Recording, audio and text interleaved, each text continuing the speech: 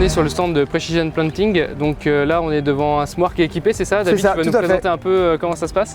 Donc aujourd'hui voilà, donc Precision Planting c'est une entreprise américaine où en fait c'est un équipementier.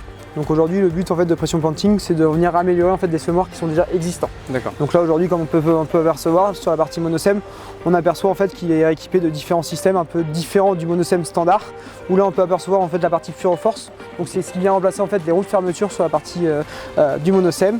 On peut apercevoir aussi une petite languette qui se trouve derrière, qui vient remplacer la roue de rappui. Donc pour bien enterrer en fait la graine, qu'on ait une meilleure émergence du maïs, pour que la graine soit bien en contact terre-graine. Okay, et on voit qu'aussi sur celui-là, il est équipé aussi de la partie d'une partie donc distribution électrique. Donc avant il était en mécanique, donc c'est un semoir qui a quand même quelques années, et le client a voulu en fait passer d'un mécanique en électrique pour avoir une meilleure précision. La marque va complètement en fait équiper selon la demande du client et conseiller peut-être aussi en plus. Tout à fait, il y a une grosse partie aussi avec Precision Planting, une grosse partie agronomique. Donc en fait voilà, on peut équiper n'importe, on va dire 80% aujourd'hui des semoirs qui sont sur le marché.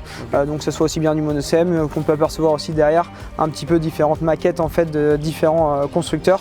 Donc que ce soit aussi bien donc voilà, de la fermeture jusque même en amont la partie Delta Force qu'on appelle, donc c'est un vérin qui vient remplacer les ressorts devant pour avoir une pression constante de l'élément semeur. Bon, on sait voir un peu sur les différentes maquettes. Tout à fait. Comment ça se passe? On a donc une autre maquette qui est en monosème, donc là qui est vraiment équipée on va dire de A à Z d'une grosse partie Precision Planting. Donc comme je disais tout à l'heure, la partie Furoforce pour la partie fermeture.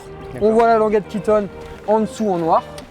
La partie distribution électrique ici et la partie aussi Delta Force devant pour remplacer la partie ressort qu'il y a sur le vérin. Donc tout ça en fait est donné, en fait toutes les informations vont venir en fait sur une tablette qui va nous permettre d'avoir toutes les informations possibles du semoir. D'accord, ce que je veux dire, ouais, du coup en fait en cabine après on retrouve du coup tous les éléments en fait qui ont été rajoutés et peut-être aussi des données. Des données, voilà, on va récupérer toutes les données. Donc là avec ce système là, comme là on peut voir aussi Maxima, on va récupérer toutes les données population, les données en fait de pression au sol, les données en gros de fermeture du sillon, la pression au sol qu'on veut exercer pour la fermeture, et avec ces capteurs aussi, on va pouvoir savoir aussi l'humidité et la température dans le sol.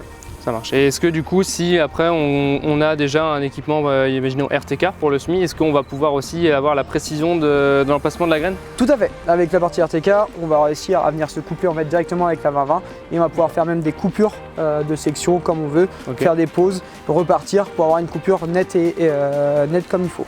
D'accord, ça marche. Donc après, derrière, si on veut faire du binage, notamment en interrang, on va pouvoir du coup retrouver. Tout à fait. Ça marche.